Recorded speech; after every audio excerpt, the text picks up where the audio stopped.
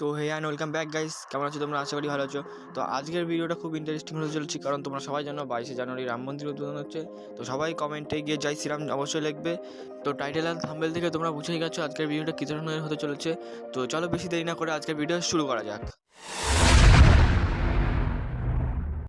তো সবার প্রথমে আগের ভিডিওতে যে আমি বিং বলে অ্যাপ্লিকেশনটির নাম বলেছিলাম, ওই অ্যাপ্লিকেশনটি ডাউনলোড করতে হবে। তো যারা যারা আগের ভিডিও দেখোনি, খুবই ইন্টারেস্টিং ভিডিও, তাড়াতাড়ি দেখে নাও।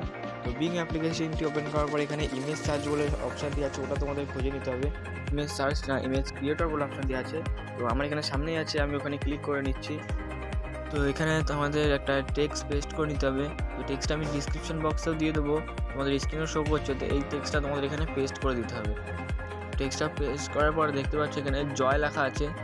জয়ের ওখানে তোমাদের নাম বা তোমাদের যার নাম দিয়ে বানাতে চাও ওখানে তার নাম দিয়ে এখানে ক্রিয়েটে ক্লিক করলে কিছুক্ষণের মধ্যে দেখবে ছবিটা তোমাকে এআই দিয়ে তৈরি করে দেওয়া হবে।